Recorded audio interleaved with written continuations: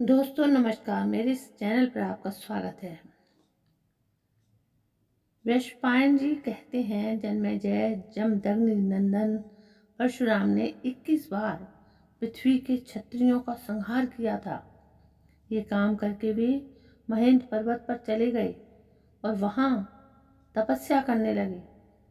क्षत्रियों का संहार हो जाने पर क्षत्रियों की वंश रक्षा तपस्वी त्यागी संयमी ब्राह्मणों के द्वारा हुई। कुछ ही दिनों बाद फिर क्षत्रिय राज्य की पुनः स्थापना हो गई। क्षत्रियों के धर्म पूर्वक प्रजा पालन करने से ब्राह्मण आदि वर्णाश्रम धर्मी सुखी हो गए। राजा लोग काम क्रोध और उनके कारण होने वाले दोषों को छोड़कर धर्मानुसार शासन और पालन करने लगे।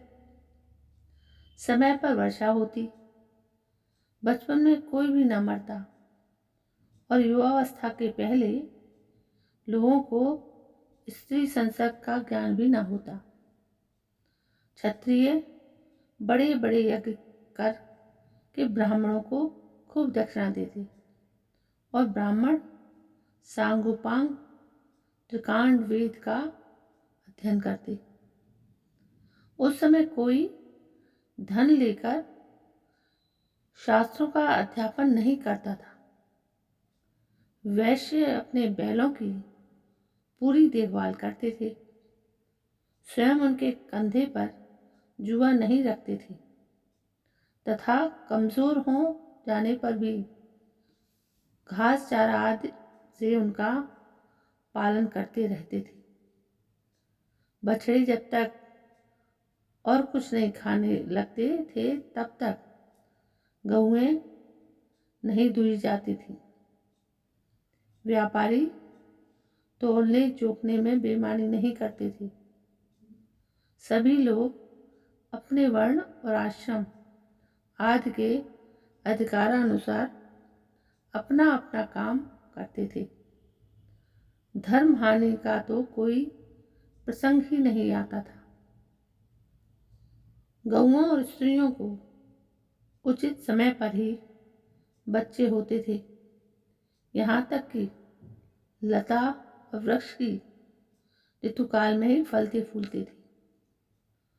उस समय सतयुग था, जिससे हर प्रकार आनंद छा रहा था। जिस समय इस प्रकार आनंद छा रहा था, उसी समय क्षत्रियों में राक्षस उत्पन्न होने लगे। उस समय देवताओं ने युद्ध में दैत्यों को बार बार हराया और ऐश्वर्य से च्युत कर दिया। वे न केवल मनुष्यों में बल्कि बैलों, घोड़ों, गधों, ऊंटों, भैंसों और मृगों में भी पैदा हुए। पृथ्वी उनके भार से त्रस्त हो गई। दैत्य और दानव मदोन्मत्त तथा उच्छृंखल राजाओं के रूप में भी उत्पन्न हुए। उन्होंने तरह तरह के रूप धारण करके पृथ्वी को भर दिया था और सारी प्रजा को सताने लगे। उनकी उच्छृंखलता से पीड़ित और उद्विग्न होकर पृथ्वी ब्रह्मा जी की शरण में गई। उस समय वो इतनी भाराक्रांत हो रही थी कि शेष, कच्छप और दिग्गज भी उसे उठाने में असमर्थ हो गए थे। प्रजापति भगवान ब्रह्मा ने शरणागत पृथ्वी से कहा, देवी, तू जिस कार्य के लिए मेरे पास आई है उसके लिए मैं सब देवताओं को नियुक्त करूंगा। पृथ्वी लौट आई। ब्रह्मा जी ने देवताओं को आज्ञा दी कि तुम लोग पृथ्वी का भार उतारने के लिए अपने अपने अंशों से अलग अलग पृथ्वी पर अवतार लो। इसके बाद गंधर्व और अप्सराओं को भी बुलाकर कहा कि तुम लोग भी स्वेच्छानुसार अपने अपने अंश से जन्म लूं। सब देवताओं ने ब्रह्मा जी के सत्य, हितकारी, प्रयोजनानुकूल वचन को स्वीकार किया। इसके बाद सबने शत्रुनाशक भगवान नारायण के पास जाने के लिए वैकुंठ की यात्रा की। वे प्रभु अपने कर कमलों में चक्र और गदा रखते हैं। उनके वस्त्र पीले हैं, शरीर की कांति नीली है। उनका वक्षस्थल ऊंचा और नेत्र बड़े मोहक हैं। उनके वक्षस्थल पर श्रीवत्स का चिन्ह है। वे सर्वशक्तिमान तथा सबके स्वामी हैं। सभी देवता उनकी पूजा करते हैं। इंद्र ने उनसे प्रार्थना की कि आप पृथ्वी का भार उतारने के लिए अंशावतार ग्रहण कीजिए।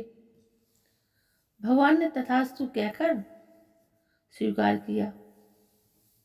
इंद्र ने भगवान विष्णु से अवतार ग्रहण करने के संबंध में परामर्श किया। तदनुसार देवताओं को आज्ञा दी और फिर वैकुंठ से चले आए। अब देवता लोग प्रजा के कल्याण और राक्षसों के विनाश के लिए क्रमशः पृथ्वी पर अवतीर्ण होने लगे। वे स्वेच्छानुसार ब्रह्म ऋषियों अथवा राज ऋषियों के वंश में जन्म लेकर मनुष्य भोजी असुरों का संहार करने लगे। वे बचपन में ही इतने बलवान थे कि असुर गण उनका बाल भी बांका नहीं कर पाए। तो दोस्तों, ये थी कहानी कि इस तरह से देवता पृथ्वी पर आए और पृथ्वी के भार को उतारने के लिए उन्होंने समय समय पर जन्म लिया। तो दोस्तों, ये कहानी आपको कैसी लगी?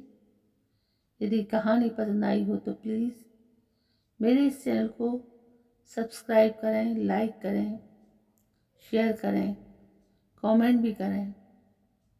कल मैं फिर हाजिर होती हूँ एक नई कहानी के साथ, एक नए जोश के साथ। तब तक के लिए मैं आपसे विदा लेती हूँ। जय हिंद, वंदे मातरम।